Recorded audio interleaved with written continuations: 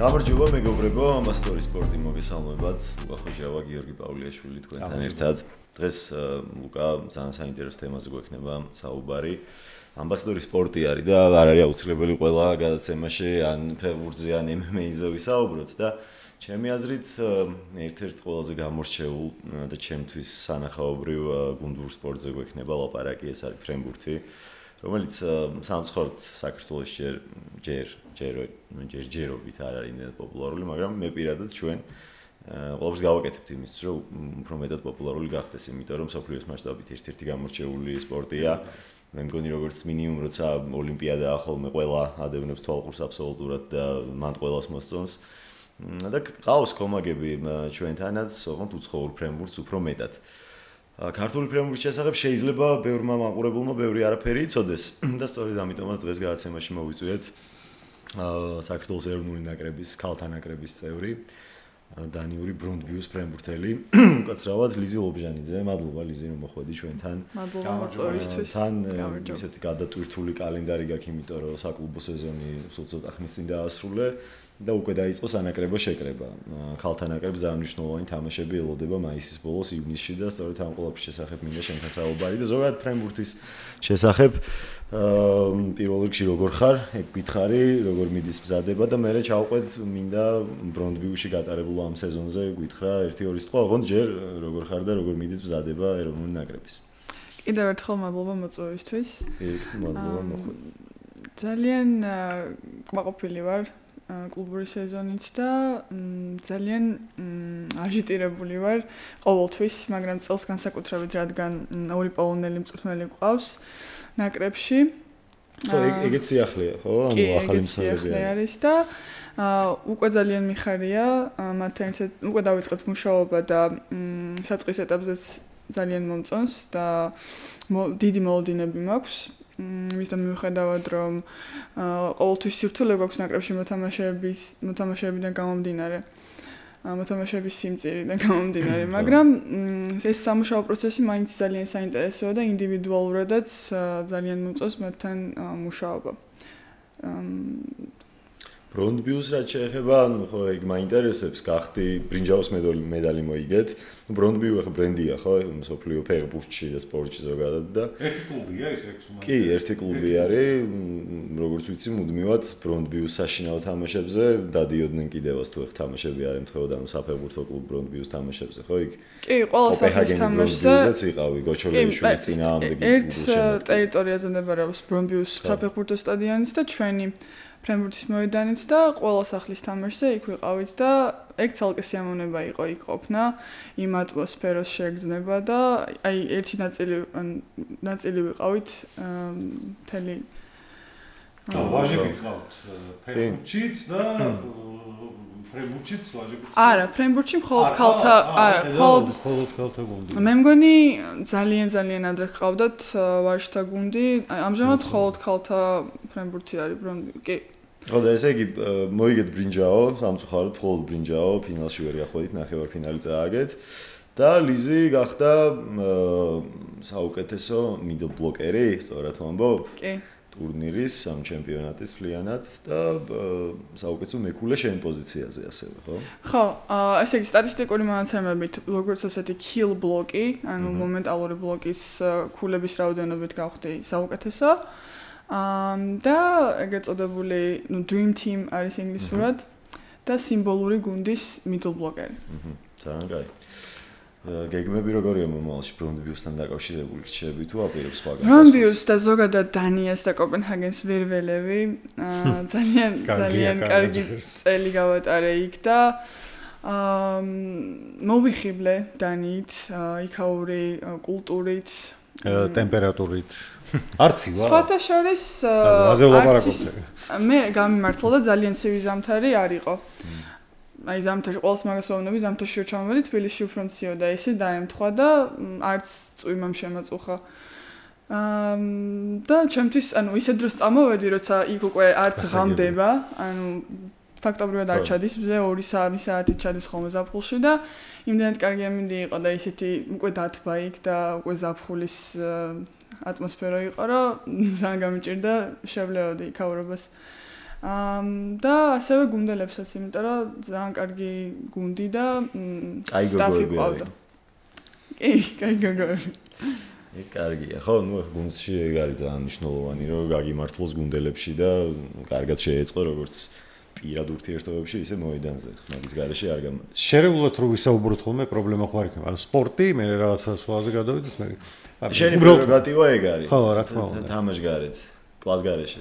კლასგარეშე ხო, კი. გამოვიშვი, რა კითხვა. ხო და რა მაინც ახლა მე ნამდვილად არ ვადევნებდი თვალს დაგიმალავ, რომ დანის ჩემპიონატი მენახა ფრენბურთში ქალთა შორის.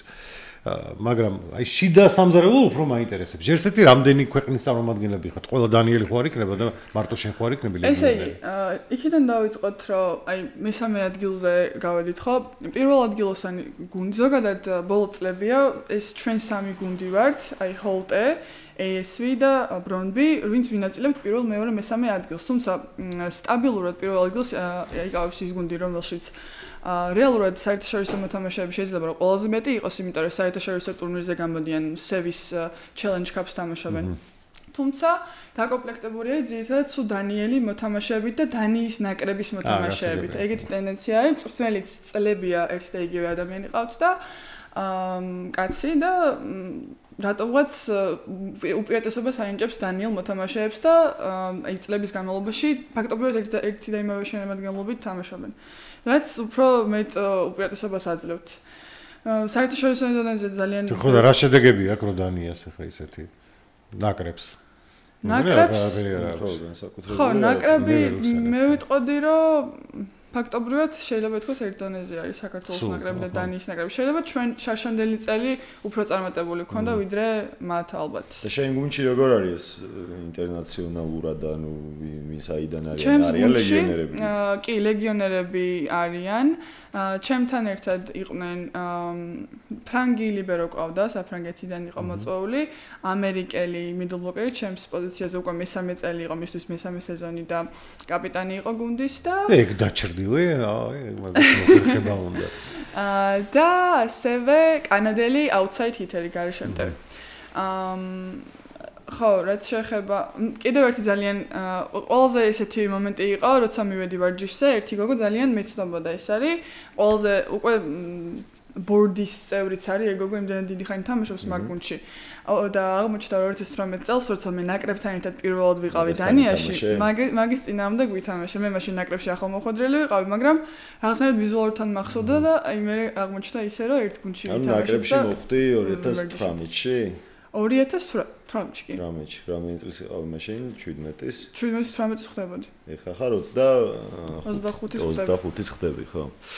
ხო, ნუ მე ვიცი რომ შენ ძალიან მონდომებული ხარ, არც ვარჯიში გეზარება და ძალიან სერიოზულად უყურებ ამ საქმეს და არც მონდომებული ვარ რომ მომავალში კიდევ უფრო მეტ წარმატებები იქნება. ნაკრებს რაც შეეხება, მოდი ვისაუბროთ, ახალი მწვრთნელები ყავს, როგორც თქვი, პოლონელები, წინა ნუ დიდი პაუზებია ხოლმე რა თამაშებიდან თამაშებამდე ფრენბურთში განსაკუთრებით ჩვენ ვართ ახლა ვერცხლის ლიგაში ხო? ანუ რა ტურნირი იწყება ახლა ეგ მოგვიყევი რა. ეს არის სევის ევროპული ფედერაციის ვერცხლის ლიგა.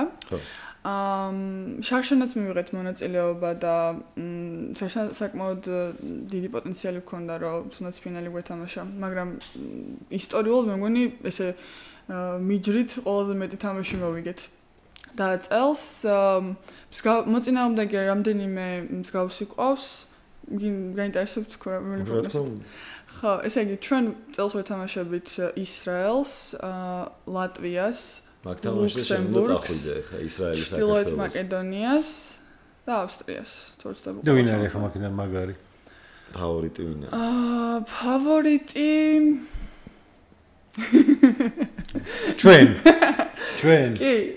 მორჩა ეგ არის ჩვენ. მე აი ყველაზე მეტად ველოდები ლატვიასთან თამაშს, იმიტომ რომ შარშან არ უნდა წაგვეგო ჩემი აზრით და შეგვეძლო მაგ გუნდის წინააღმდეგ მოგება, მაგრამ რაღაც არ ვიცი, ვერავდაკით კარგ ფეხზე. და წელს ძალიან დიდი იმედი მაქვს, რომ ბრემაში ავიღებთ.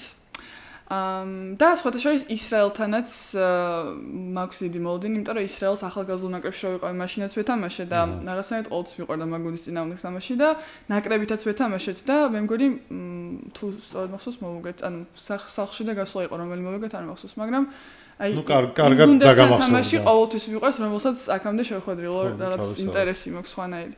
თავისთავად. დანაკლისი და ავსტრია მაინტერესებს კიდევ.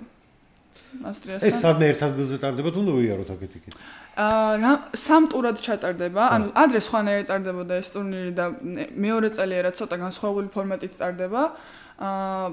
სამი შაბათ-კვირა იქნება, სამი პარასკევი შაბათ-კვირა იქნება, თამაშობენ მაისის ბოლოდან დაიწყება, 30 მაისს გვაქვს პირველი თამაში. გავემგზავრებით ისლანდია გამორჩა, მე მგონი ისლანდიაში გავემგზავრებით. სხვათა შორის ისლანდიიდანაც, ისლანდიის ნაკრებიდან, აი პირველ ადგილზე რომელი გუნდიც გავიდა ჩემს ლიგაში, ერთი middle blocker-ი თამაშობს მაგ გუნდში. და მაგ გოგოსთანაც ჰქონდა ეს მოლაპარაკი და კომუნიკაცია. ხო და მივიდივართ ისლანდიაში. ისლანდიას და მე მგონი ლუქსემბურგს ვეთამაშებით მან, თუ არ ვცდები. ცივი ქვეყნები გამოწერილი. ანუ ესე იგი ისრაელში უნდა წავსულიყავით, მაგრამ დიდი ალბათობით ჩრდილოეთ მაკედონიაში წავალთ ისრაელის ნაცვლად. ჩრდილოეთი კარგია უკვე. აღონდა იქნება მესამე ტური და მეორე შაბათი-კვირა, ანუ 6 და 8 ივნისს საქართველოში გვექნება თამაშები. სავარაუდოდ ლატვიის და ავსტრიის წინააღმდეგ ზუსტად არ მახსოვს როგორ, მაგრამ ისრაელს და მაკედონიას ბოლოს ვეთამაშებით. უთხრათ მაყურებელს, რომ მივიდნენ, იმიტომ რომ კარგი თამაშები იქნება, საყურებლად მით უმეტეს დარბაზიდან ძალიან კაი სპორტი არის. კი, ჩემი აზრით ძალიან მომწონს ეს ლიგა, იმიტომ რომ ასე თუ ისე თანაბარი შანსი აქვს ჩემი აზრით ყველას და ისიც მომწონს, რომ ორჯერ გვეძლება შესაძლებლობა რომ ერთმანეთს ვეთამაშოთ. სორია ხო ხე იტალიასო დაგაჯახონ წააგებ გასაგებია ვიცით, მაგრამ შენ დონის ნაკრებთან ხო, ვერცხლის ლიგიდან ოქროს ლიგაშიც იმედი მაქვს მალე გადავალთ, იმიტომ რომ ხო, მეც მაქვს მაგის იმედი, იმიტომ რომ როგორც ვიცი, საქართველოში საკმაოდ ბევრი გოგონა არის დაინტერესებული ფრენბურთით რა, ერთ-ერთი ყველაზე პოპულარული სპორტია ბავშვებში, გოგონებში. მამაკაცებზე ხმაგას ვერ ვიტყვი რომ ყველაზე პოპულარულია. ჭადრაკის ხო, ну აი ქალებსაც ხო ხვდები, ხა ბევრს უყვარს, ბევრს მოწონს და მიიღავს შობელს მიიღავს, რომ რაღაც სპორტით გოგო რო უნდა დაკავდეს. ფრენბურთი არის ნაღდათ ერთ-ერთი ყველაზე გამორჩეული. თან კი ვთქვათ, გოგოსთვის მაგალითად შორტბურთიც კაი სპორტია, ხო? დაუშვათ, მაგრამ ფრენბურთი ბევრად უფრო ხელმისაწვდომი არის მაგალითად ესე მასობრივად და მე დარწმუნებული ვარ, რომ ну ამას საკმაოდ კომპლექსური საკითხია, ბევრი ლაპარაკი ჭირდება რა არის საჭირო, უამრავი რაღაცა არის გასაკეთებელი, მაგრამ თუნდაც ამ მასობრივობის გამო ელემენტარულად მე დარწმუნებული ვარ, რომ ახლო მომავალშიც და განსაკუთრებით შორეულ ვადებში საკმაოდ კარგი ნაკრების გაკეთება შეიძლება, იმიტომ რომ მონდომებული გოგოები არიან საკმაოდ. კი, აგლის თამადობით ახლა რამდენიმე ვარსკვლავი. და ზოგადად პოლონური სკოლა ყოველთვის ძალიან მომწონდა, იმიტომ რომ მე მქონდა გამოცდილება პოლონელ მწვრთნელთან გერმანიაში როცა ვთამაშობდი და ძალიან კმაყოფილი ვიყავი. აი სიღრმისეულად, აი საფუძვლიანად კარგად ასწავლიან, აი საბაზისო დონიდან, აი საძირკველიდან ესე იწყებენ შენებას და ძალიან მომწონს ეგ მაგ მწვრთნელებში და ასევე დისციპლინა ძალიან მაღალ დონეზე აქვს და იმედი მაქვს რომ მოვუფრთხილდებით ამ ჩვენს მწვრთნელებს და გააგრძელებენ. ჩემი ძალიან დიდი სურვილია რომ მათ დაიწყონ ბავშვებთან მუშაობა და უფრო ახალგაზრდულ ნაკრებთან.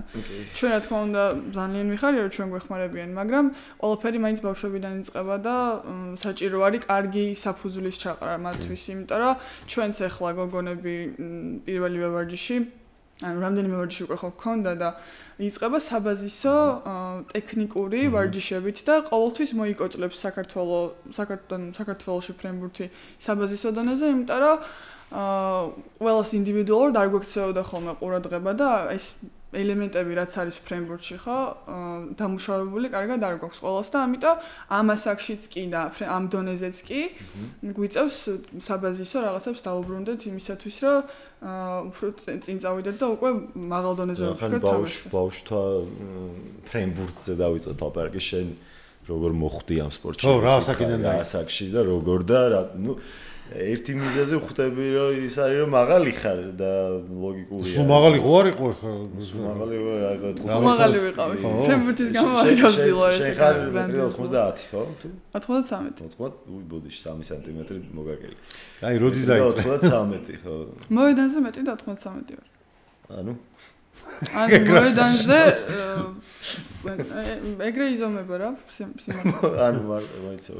ავტობუსის გაჩერებაზე ბოტასების ფრენბურთის ფეხსაცმლის გამო და სუპინატორი ათასი რაღაცა. აი შესწავლე 90 და იგემატება 3 სანტიმეტრი. რა ასაკიდან დაიწყო გვითხრა? ხო, ეგ მაინტერესებს და როგორ? მე დაახლოებით ვიცი მე მაინც. მე ვერ ვიტყოდი რომ ბავშვი ვიყავი, როცა დავიწყე თამაში, იმიტომ რომ 15 წლის ვიყავი და საკმაოდ გვიანი არის მაგას აქში პროფესიონალურად რომ დაიწყო რომელიმე სპორტი ჩემი აზრით. მაგრამ სრულიად შემთხვევით ბათუმში აკვაპარკში ვიყავი, როცა ხათუნა გიორგაძემ შემამჩნია ბათუმის დამსახურებულმა და გამორჩეულმა მწვრთნელმა საქართველოში. ბატონო, სწორედ ბათუმ ფინალიდან მომდივარ ახლა, სადაც ბათუმი თამაშობდა. და დღემდე ბათუმის მწვრთნელი არის. დამარცხდა კი, არ მინდოდა თქვა, მაგრამ ეგრე არის. ფაქტია იგებს ხო. ისედაც. ხო, და დღემდე ხათუნა გიორგაძე ხელმძღვანელობს კლუბ ბათუმს. და მაშინაც გოგოები, მე მგონი ბულგარეთიდან ახალ ჩამოსულები იყვნენ და აკვაპარკში იყვნენ მწვრთნელთან ერთად, როცა მე შემორჩინია და ვიცნობდი რამდენიმე გოგოს და როცა ზოგადად გამოვირჩეოდი ჰიპერაქტიულობით, ანუ პროფესიონალურად არც ერთ სპორტს არ მივსდევდი, მაგრამ ყოველთვის აქტიური ვიყავი ფიზიკურად. კი, ხარ ეს თამაშობდი ხარ. ყველაზე მეტად კალათბურთი მიყვარდა ყოველთვის და ალბათ ყოველთვის როცა თავისუფალი დრო მქონდა, საღამოობით კალათბურთს თამაშობდი საკუთარ ეზოში ბათუმში და ვიცი 15 წლამდე ანუ ფრენბურთს არ თამაშობდი? საერთოდ წარმოდგენა არ მქონდა კლასიკური ფრენბურთი როგორ შეიძლებოდა რომ ეთამაშა ადამიანს, ანუ იმდენად უცხო იყო ჩემთვის, აი ესეთი, ანუ ძალიან უცხო იყო რა. რატომაც არასდროს არ დავინტერესებულ ვარ. და სრულიად შემთხვევით დავთანხმდი მაგ მომენტში მივედი ვარჯიშზე. ისე დაემთხვა რომ მალევე ჩემპიონატი მოდიოდა საქართველოსი და ბათუმის კლუბს მაშინვე დავემატე, აი უკვე სიმაღლის და ფიზიკური მონაცემების გამო.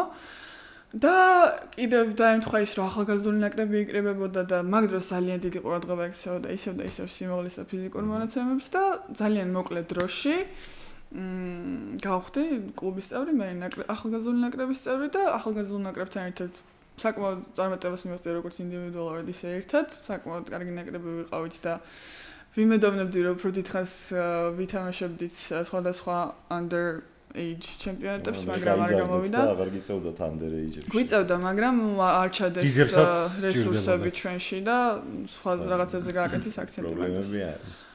და ანუ ხათუნას დამსახურდა. მე უკვე 18 წელს ნაკრებშიც გამომიძახეს და მაგის შემდეგ უკვე აქტიურად ვარ ჩაბმული. ეგრე. კი, ხათუნა. მე როგორ ვერავინ შემოჩნია. ხათუნა რო არა, მე ალბათ მე თვითონ ჩემი ინიციატივით არ მოხდებოდი მანდ. არა, აი კალათბურთზე შესვლაზე მიფიქრია, ანუ მართლა და სხვა სპორტზე ესე არა. სხვა შორის კალათბურთში ალბათ კიდევ უარესი. ხო, არა, ქალთა. მაგ დროს აი იმ დროს როცა მე მინდოდა, დედაჩემმა არ მომცა უფლება რომ შევსულიყავი, ვინც უმეტეს იმ პერიოდში ბათუმში ცხოვრობდი და ძალიან არ მოწონდა ისწრე და გასაგებია. ხო, სხვა შორის ერთი უნდა თქვა, გიორგი, რომ აი პოლონელები რო ახსენალიზემ და საერთოდ ამაზე რო საუბრობთ, იყო პერიოდი ერთი 15 წლის წინ, როდესაც პოლონეთი იყო მაჩანჩალა ფრენბურთში. და ის მსოფლიო ჩემპიონატი რომ მოიგეს ვაჟებმა ის გახსოვს ხო ის დიდ სტადიონზე რომ ჩაატარეს. აი როგორც ჩინელები რომ მოემზადნენ ოლიმპიადისთვის და ყველაფერი რო წალეკეს ხო? იქ იყო სახელმწიფო პროგრამა. მე გვიცი უბრალოდ და მაგით ვამბობ რომ 100%-იანს ვამბობ რომ სახელმწიფო ჩაერთო ამაში, ჩაიდო თანხები და შედეგებს შეხედეთ, აგერ ჩვენთან ჩამოდიან მწვრთნელები და ვამბობთ რომ ესენი არიან რაც არის. საერთოდ პოლონეთში როგორც ვიცი ნომერ პირველი სპორტია ფრენბურთი. კი, ეგ უნდა მეთქოს ზუსტად რაღაცნაირად ითვლება რომ ოჯახი სამშობლო არის თითქოს.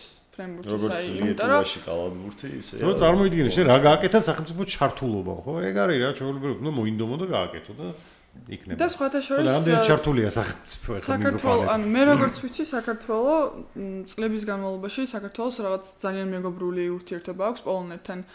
იმიტომ რომ გოგონებიც რომლებიც საზღვარგარეთ მიდიოდნენ, თავდაპირველად პოლონეთში მიდიოდნენ, რამდენიმე მოთამაშე რომელიც ახლა ნაკრებში არის, ერთ-ერთი პირველი გასვლა მათთვის პოლონეთში იყო და თავიდანვე თანამშრომლობს ეს ორი ქვეყანა ერთმანეთთან. თუ იცი რა არის, ხა ხო კაია, მაგალითად სახელმწიფო ჩართულობაზე თუ ვლაპარაკობთ, ხელბურთი რეალურად 10 წლის წინ ხო, სად ვიყავით?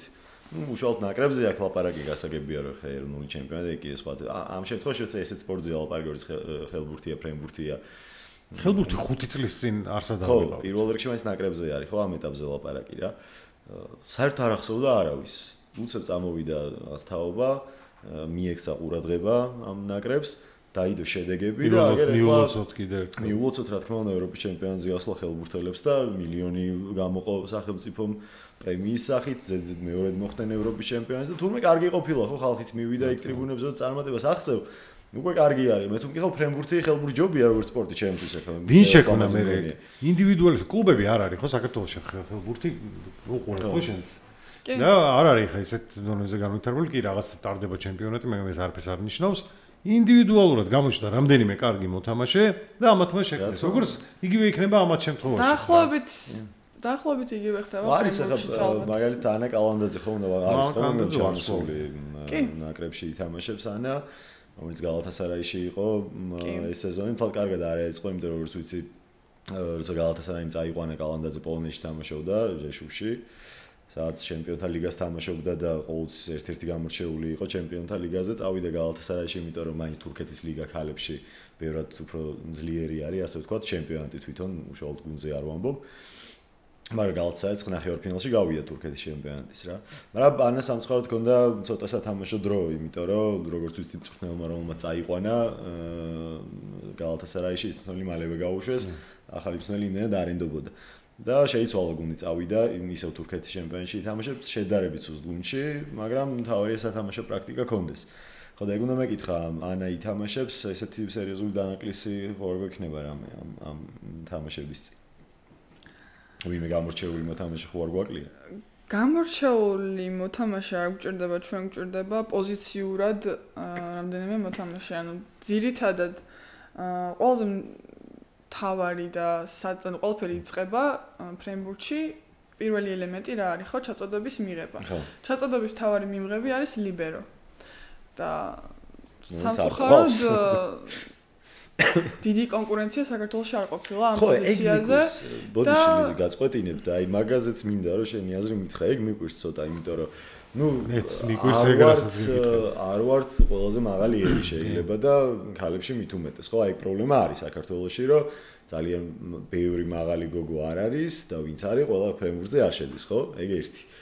ეგ პრობლემა შეიძლება იყოს, რომ მაღლები გვიჭირს, მაგრამ ლიბერო არ არის აუცილებელი იყოს მაღალი და გამთამაშებელი არ არის აუცილებელი იყოს მაღალი.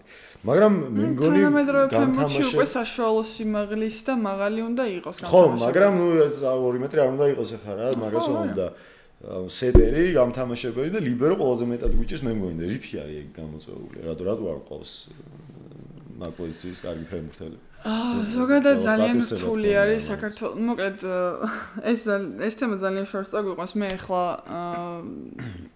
სწორედ ამ თემაზე ვწერ დაახლოებით საბაკალავრო ნაშრომს და სწორედ მე თვითონ ამ პრობლემებამდე ჩავდივარ და ძალიან რთულია ესე სტაბილურად. მე მგონი ზუსტად მაგით დავიწყეთ საუბარი, რომ რთულია რომ საქართველოში სტაბილურად ყავდეს ერთი და იგივე მოთამაშეები და ერთი და იგივე ნაკრები, იმიტომ რომ თუ საზღვარგარეთ არ მიდის მოთამაშე, არ აქვს საკმარისი ხელშეწყობა, არ ვიცი ფედერაციისგან, სახელმწიფოსგან, ვინც შეიძლება ამ ყველაფერში იყოს ჩართული იმ ადამიანს, ხო, არ არის.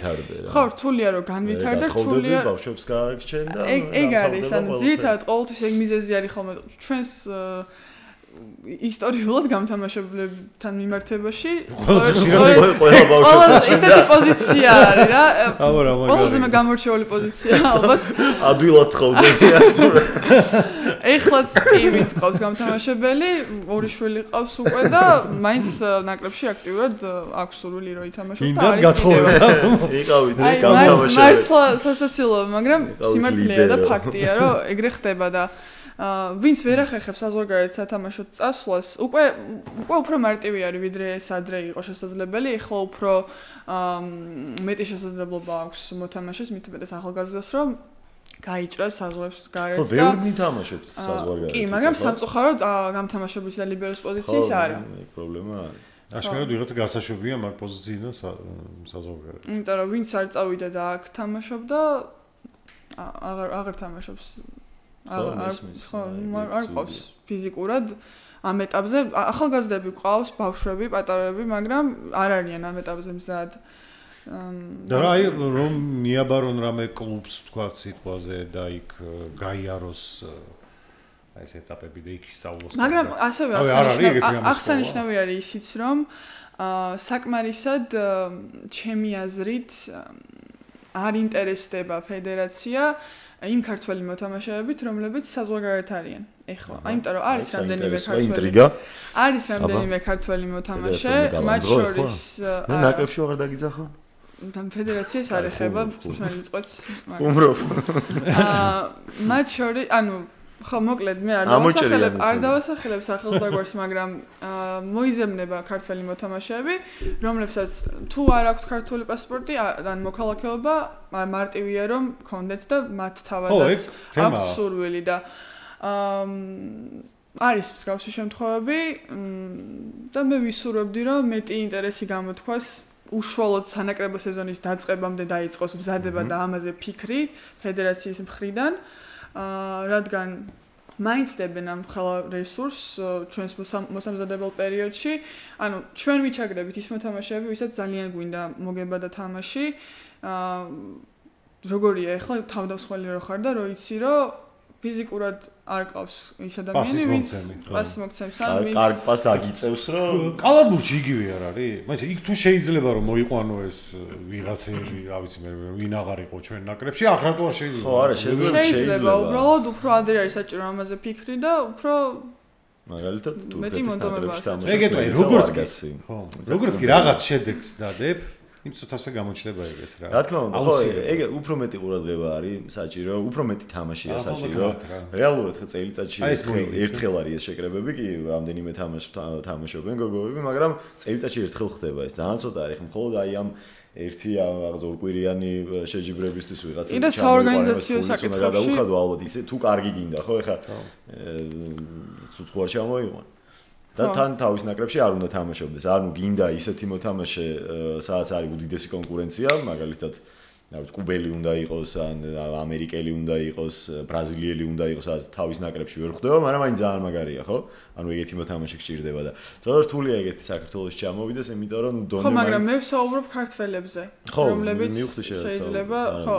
უბრალოდ ჩვენ არ გვჭირდება ვარსკვლავებს რო წყვეტდეს ისეთი მოთამაშე, საკმარისია ევროპაში თამაშის გამოცდილება ქონდეს იმისთვის, რომ ელემენტარულად იმ მოთამაშეზე ოდნავ მაღლა იდგეს, ვინც თქვა აქაურ ჩემპიონატში იღებს მონაწილეობას, ანუ არავის საწყენად არ ვამბობ, მაგრამ არ ვარ კმაყოფილი ამ ეტაპზე საქართველოს ჩემპიონატის დონით, დავესწარი რამდენიმე თამაშს ბიჭებშიც, გოგონებშიც და მე ვფიქრობ, რომ საკმაოდ დიდი ცვლილებები არის. პრობლემაა საკმაოდ ორგანიზაციული თვალსაზრისით არის პრობლემები, დარბაზების თვალსაზრისით არის პრობლემები, დონეს რო თავი დავანებოთ, რავი, გაშუქების თვალსაზრისით, იმიტომ ხალხმა არის საერთოდ ჩემპიონატი ტარდება, არ ტარდება. მეც მაგიტომ მინდოდა შეიძლება ბევრმა ისიც ვერ გაიგოს, რომ თქვენ ნაკრებს გაქვთ მაგალითად თამაშები, ხო? იმიტომ რომ მაგას კიდე ცალკე ზრუნვა ჭირდება, რომ ეს ცოტა მასობრივი გახადო, რეკლამა გაუკეთო, მაგითო ხარ შენ დღეს აქ, იმიტომ რომ მართლა ჩემი აზრით ფრენბურთი არის სპორტი, მით უმეტეს ქალებში ამ შემთხვევაში, იმიტომ რომ კაცებში ყავს სხვა სახეობები,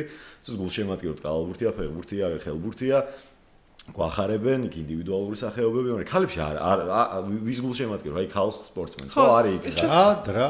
ფრენბურთის სპორტი მაგითაც გამოირჩევა საქართველოში, რომ ქალები უფრო წარმატებულები არიან და ხო და აი ძალიან მაგარი იქნება, რომ ძლიერი ნაკრები, კარგი შედეგებით და არ მგონია რომ ეგეთი რთული იყოს. უბრალოდ ბევრი მუშაობა არის მაგისთვის საჭირო და ძალიან კაი იქნება. ამ ფინანსურ უყურეთ გიორგის პირველი ეკითხე, რომ ძალისმიერ სატო არაცთვის არც ერთი თქო რა. არ ყოფილა ხო მეგონა არცეთ. ხო, არა, ძალიან იშვიათია.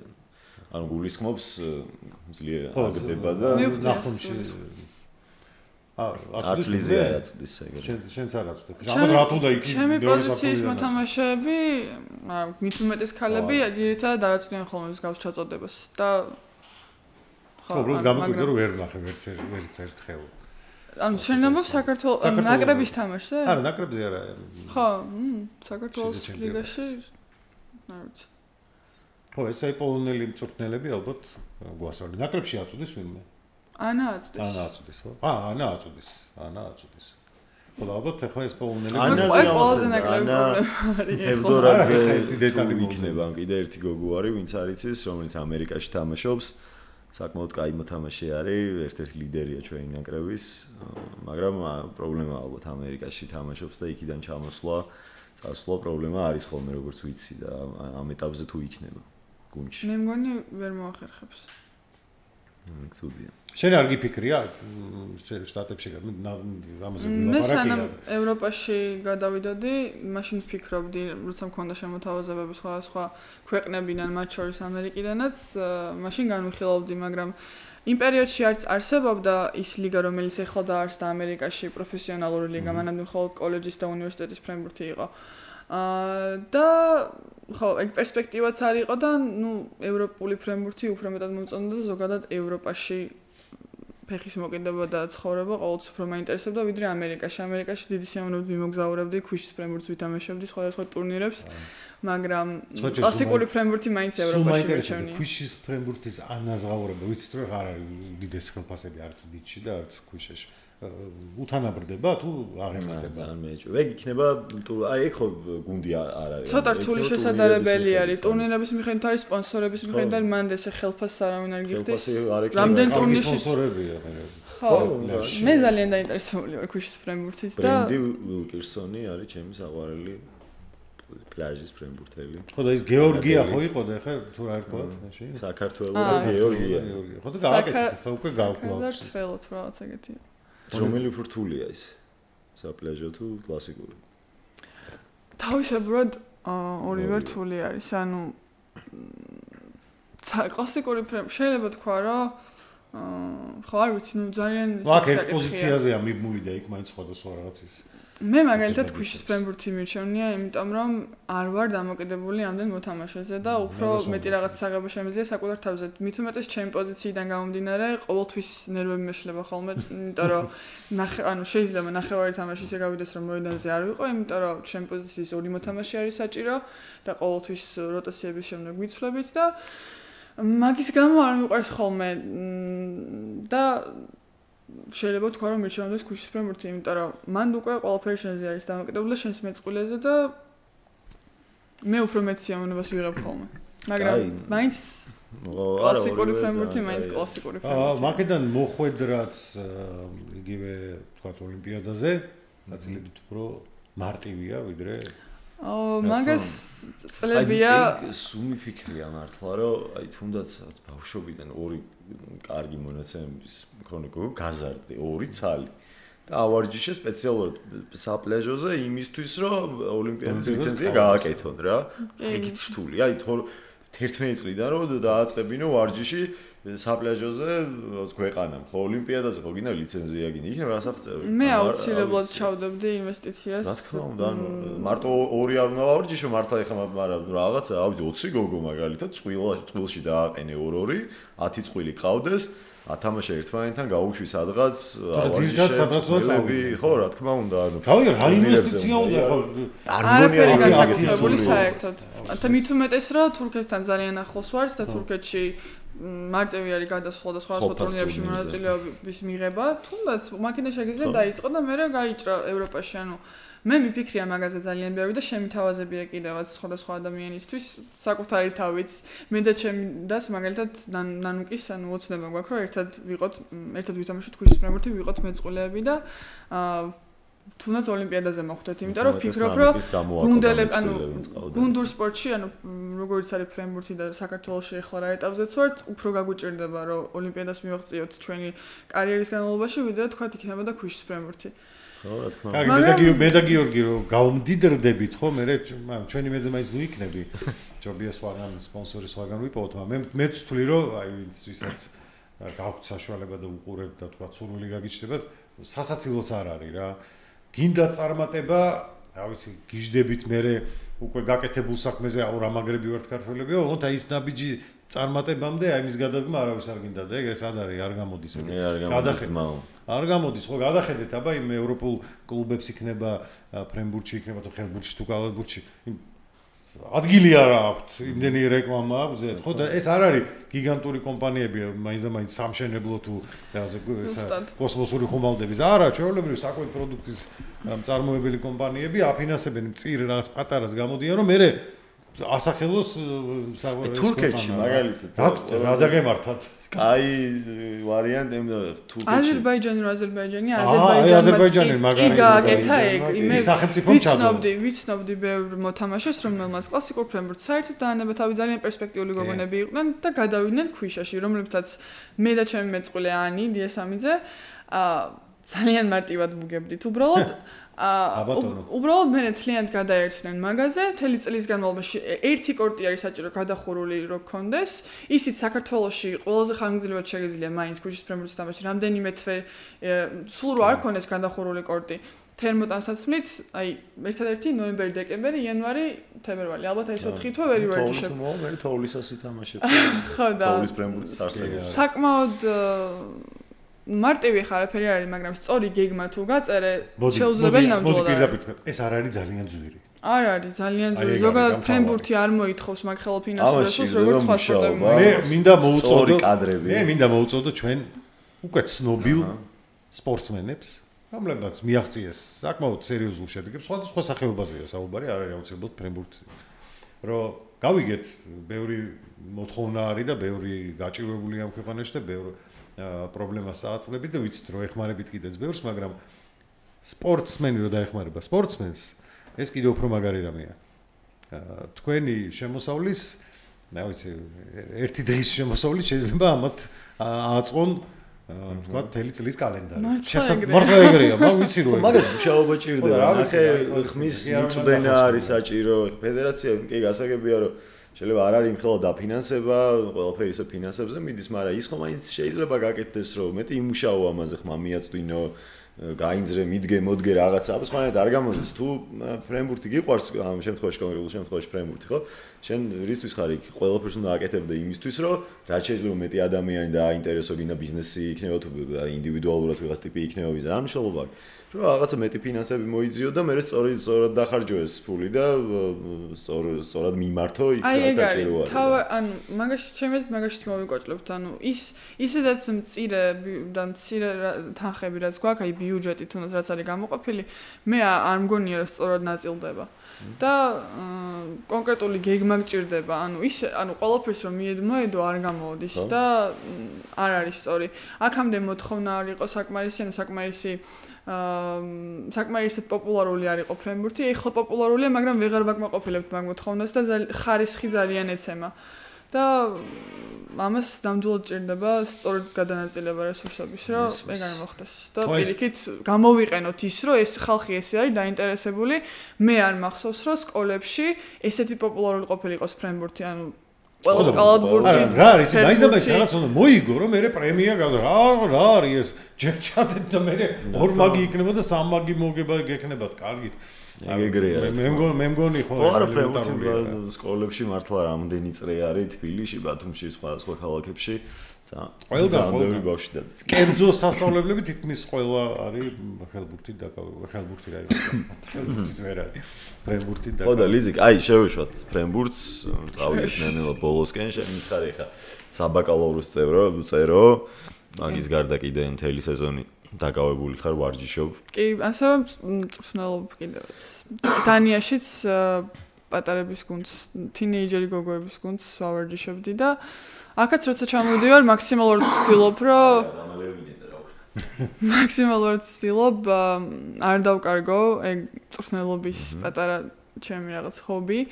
და ბავშვებს მიაქციო ყურადღება, მონატრებულები არიან ხოლმე, სულ მელოდებიან და ელემენტარულად საზაფხულო ბანაკებში მაინც ვცდილობ, რომ გავყვედაი თუ არ მემთხვევა ნაკრების ვარჯიშები და შეკრება უშუალოდ სასტუმროში ვცდილობ. ხო და ეხა ის მითხარი, ანუ ფრენბურთის იქით, როცა დრო გაქვს, რას აკეთებ?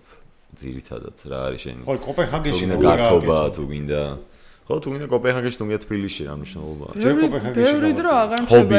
ეხლა უფრო საინტერესო იქნება, აი როცა დიპლომს ავიღებ და აღარ მექნება სწავლაზე სწავლაზე რა აღარ ვიფიქრებ, მე უკვე საინტერესოა რას ვიზამ, მაგრამ ამ ეტაპზე მუშაობდი დისტანციურად სადიპლომოზე, ვავარჯიშებდი ბავშვებს, პატარ-პატარა აქტივობებს ვაკეთებდი კლუბის ირგვლივ, რაც თუნდაც ფეხბურთის თამაშები იყო და სხვა ივენთებიც ტარდებოდა ხოლმე. და ძირითადად სულ ვარჯიში დღეში ორჯერ ვარჯიშობ ყოველ დღე და ბევრ რაღაცაზე ფიქრის დრო არ მრჩება. ძირითადად დასვენება, აღდგენა. შენი საყვარელი სასმელი რომელია? ანუ ზოგადად. სასმელი? ალკოჰოლური? თუნდაც ალკოჰოლური, თუნდაც ალკოჰოლური. რა გიყვარს მაგაზე? ყველაზე ხშირად წყალს ვსვამ. ეგ ლოგიკურია. არა, ლოგიკური არის, მაგრამ გულისხმობ იმას, რომ აი ანუ წყალს ვსვამ, აი არ მიყვარს თუნდაც გაზიანი სასმელები და წვენები და ყველაფერს თითქმის ვანაცვლებ წყლით. აი, კაი. თუ ალკოჰოლურს მეკითხები, ალკოჰოლურზე სხვადასხვა.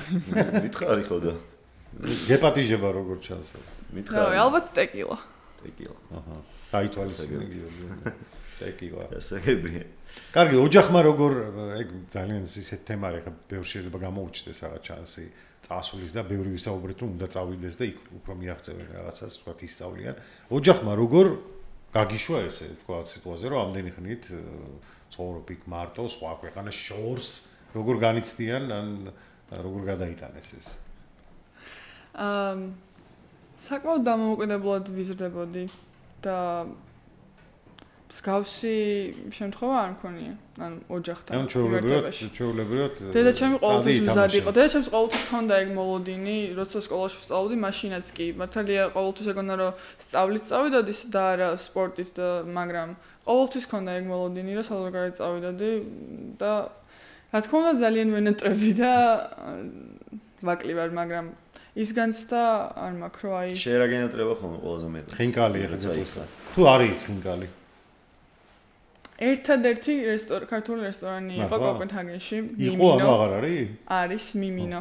მიმინო. რომელსაც ერთხელ ვეწვია და ჩემი გუნდელები წავიყვანე და აღმოჩნდა რომ მათ ძალიან მოსწონთ ქართული სამზარეულო ლატვიაში ქონათ აქამდე გასინჯული და იქაც ძალიან მოეწონათ. შეცდო ახერხებ რამის მომზადებას თუ იმაზე ზიხარ იქ? კვებაზე. ანუ საფოში რაღაც მომზადო შენ. სხვა შორის აი თავისუფალ დროს ნუ თავიდან მიწევდა უბრალოდ, მაგრამ მე უკვე სიამოვნების მიღებაც დავიწყე საჭმლის მზადებით. გერმანიაში დავიწყე, მაგრამ გერმანიაში ჩემთან ერთად ვიყავი და ჩემი და მანები ვირებდა, იმიტომ რომ ძალიან გატაცებული არის კულინარიით.